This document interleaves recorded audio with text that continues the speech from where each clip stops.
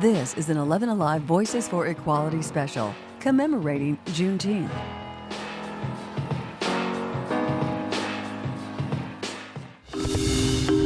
Independence Day commemorates the passage of the Declaration of Independence on July 4th, 1776. It announced the freedom of the 13 North American colonies from Great Britain, but the newly independent nation still held Black people in captivity. At one point, you're declaring your freedom, and at another point, you're enslaving people. On July 5, 1852, abolitionist Frederick Douglass gave a speech at an event commemorating the signing of the Declaration of Independence. In part, he states, "This 4th of July is yours, not mine." After 4 bloody years, the Union defeated the Confederacy to win the Civil War and abolish slavery in April 1865. There were nearly 4 million slaves in the U.S. at the time. Union armies began marching through the southern states, freeing thousands of slaves each day. The news took months to reach Texas, the westernmost state in the Confederacy. On June 19, 1865, Major General Gordon Granger and 2,000 Union troops rode into Galveston and told slaves of their freedom. The first thing that happened when Black people got free is Black people started looking for their family members. They walked all over the South on foot, looking for aunts and uncles and cousins and sons and daughters, from Georgia to Alabama, from Alabama to Arkansas, and on foot,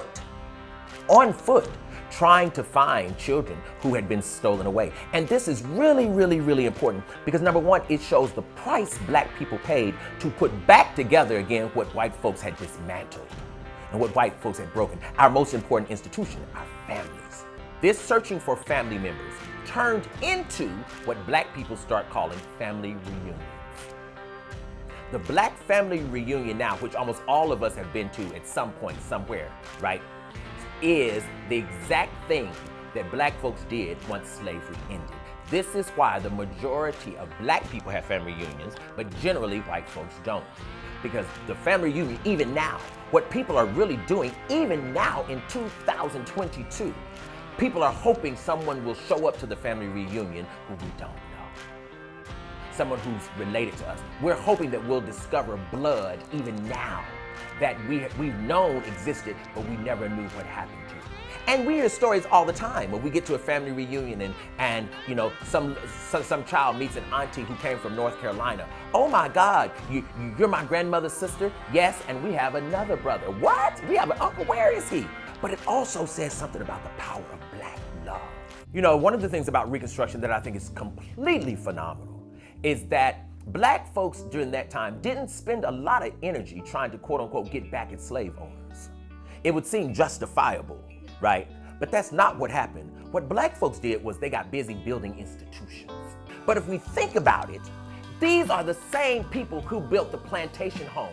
These are the same people who built Emory. These are the same people who built, I'm gonna say it, yeah, I'm gonna say it. These are the same people who built Harvard. These are the same people who built Princeton. It's the same people, it's the same skill set.